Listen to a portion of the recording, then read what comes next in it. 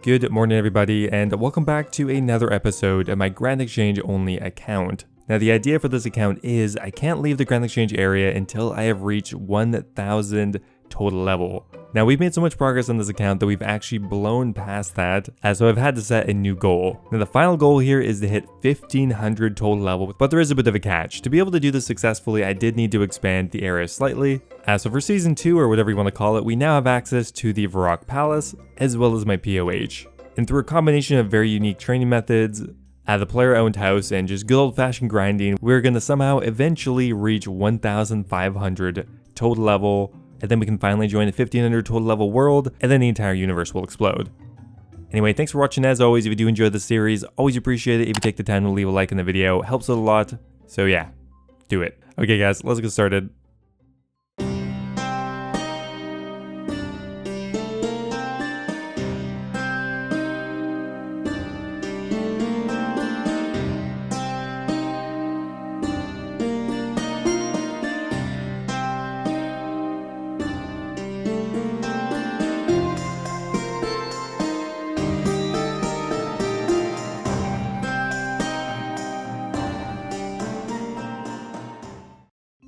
Now I've been kind of tantalizingly close to 99 fletching for a while now. Now it doesn't really give us anything in particular, but having another 99 on the account would be awesome. And I mean, we're just 2 measly levels off now, so I kind of want to go for it. I think I'll have to get comfortable getting quite a bit of post 99 experience for fletching, mainly because this money making method is just too good. I mean, in 20 minutes we just made 500k again. While also training the skill, I'm definitely still going to be doing this. For example, right now we just made 11,000 ruby dragon bolts.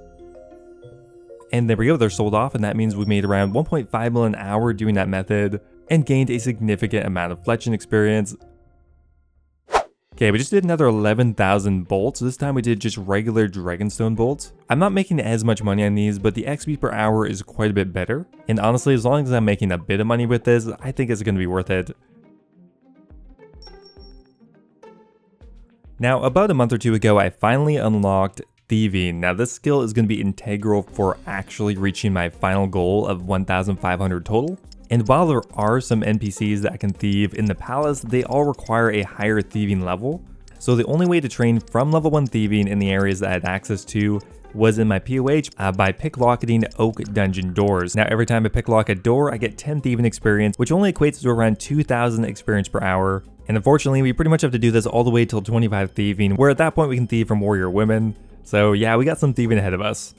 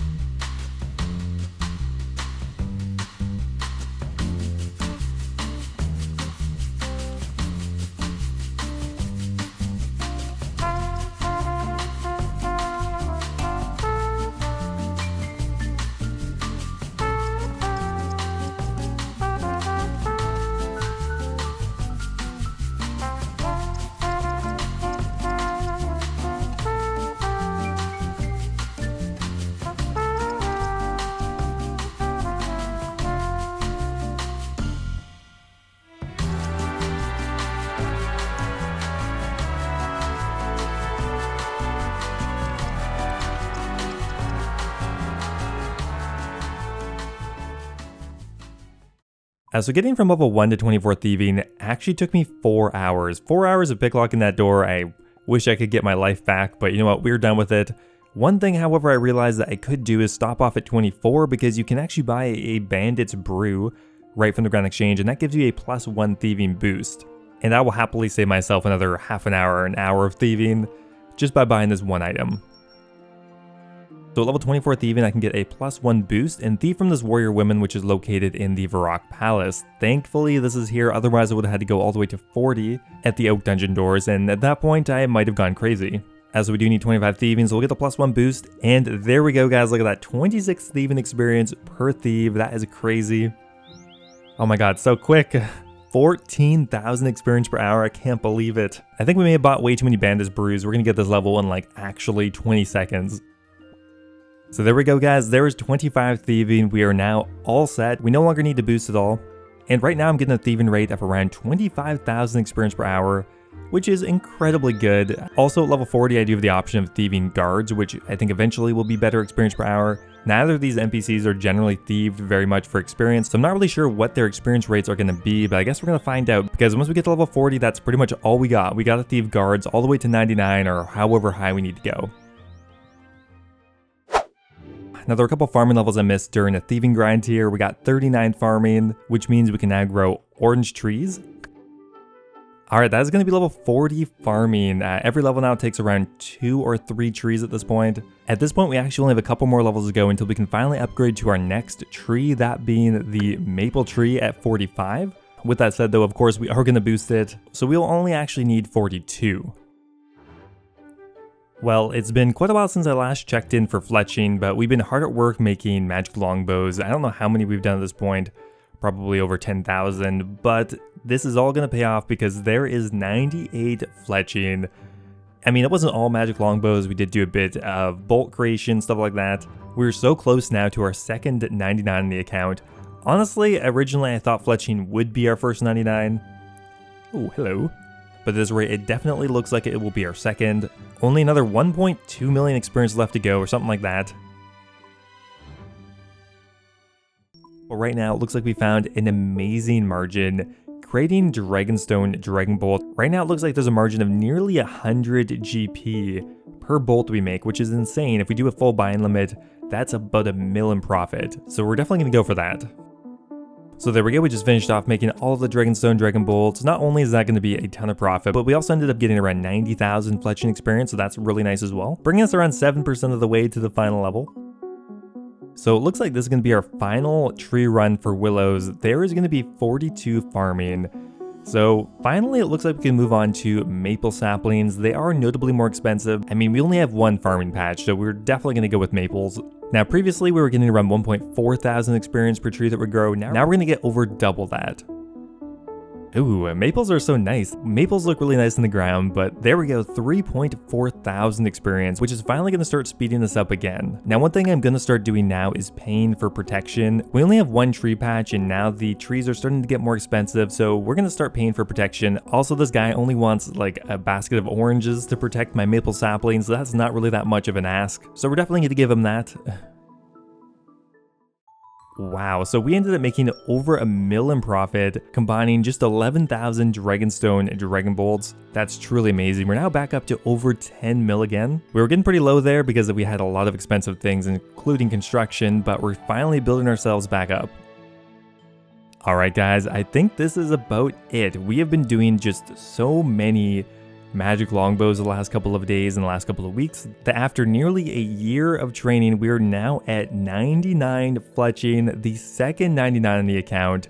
Oh, I'm excited about that. We now have managed to max 2 skills in our very restricted area. That's really amazing, and not to mention we made a lot of money doing this. I don't know what was going on, but for some reason making magic longbows for the last day or two netted me around 500k an hour. Like, we were consistently getting margins of over 200 GP per longbow that we were making, so we were making good bank as well. And after selling everything off from our way from like 97 to 99, we ended up making around 10 mil in profit, and we're back up to around 15 mil.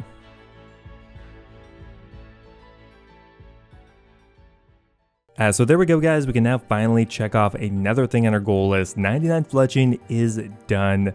Still quite a few things on here to do, including multiple other 99s. However, one other thing I think we might be able to get done today is another total level milestone, because we are actually coming up on 1200, and I do have some ideas on how we could get that fairly quickly. These maple trees are definitely paying off. We're getting levels now, I think every 1 or 2 saplings, which is way quicker. There's 43 farming, and just a day or two later, and that's going to be 44 farming, only one more level to go before we don't have to ever boost again. That will definitely be very nice. Now, when I was doing my construction grind, I ended up actually having to get one additional level, or I accidentally got one additional level, I should say. However, I think it's actually going to be worth it. Now, that is because with a +3 construction boost, I will be able to make a Gilded Altar, and while that is kind of expensive, definitely going to be worth it. So the Gilded Altar just cost me around 1.2 mil in supplies, and that is mainly having to buy the gold leaves and the marble blocks. Now, along with the Gilded Altar, we of course want to add on the incense burners. Luckily, we can build them with just steel bars, very cheap. And now we pretty much have a max setup for prayer training.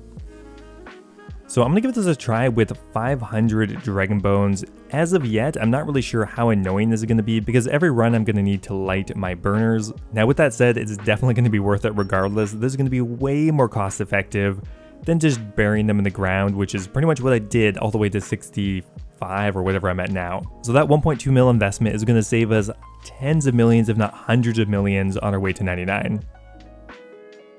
Pretty much the way this is going to work, we're going to teleport to our POH with 2 Marintils and a Tinderbox. We're going to run up here and light both of the burners. That will give us our 350% boost, and then we're just going to go ahead and bury all the bones. It's actually a fairly simple method, and I don't imagine we'll be that much slower than doing it in someone else's POH. Sure, I do have to spend a little more time teleporting back to the Grand Exchange, lighting the burners, but I still expect this to be reasonably quick. As we're about to hit our first prayer level, that is going to be 64 prayer, and currently I'm getting just a bit over 250,000 experience per hour. That's amazing, guys. I can't even believe it. And that's not even to mention the GP to XP being 3 times cheaper than what I was getting before. There's 65 prayer, just like that, guys. We can now, of course, wear 3rd Age Druidic. Yeah, right. Now, just to put that into perspective, the GP to XP I was getting before was like 15 or something. Very, very expensive. Now my GP to XP on Dragon Bones is around 6. At the current cost, I could get 99 prayer for maybe 60 or 70 mil. Expensive, sure, but not outside of the realm of possibility. Okay, so I think it's going to be our final sapling run before 45 farming, which means we now officially have the level to grow maple saplings. So it's going to be a long way until we can grow the next tree, which is going to be a yew tree. Even with the boost, we're going to need 57 farming, so quite a while before we can do that, but we're working towards it every day. Now, as I'm very close to 1200 total level, I thought I would try to bang it out this episode, and one of the easiest ways for me to get some total levels right now is training combat. We just hit level 45 defense, and every level only takes around an hour at this point. Well, we've been training defense for a while now, and we're going to hit 2 big milestones at the same time, 50 defense, and that also brings us up to exactly 1200 total level. With a total experience of over 50 million as well. So that's very exciting for quite a few different reasons.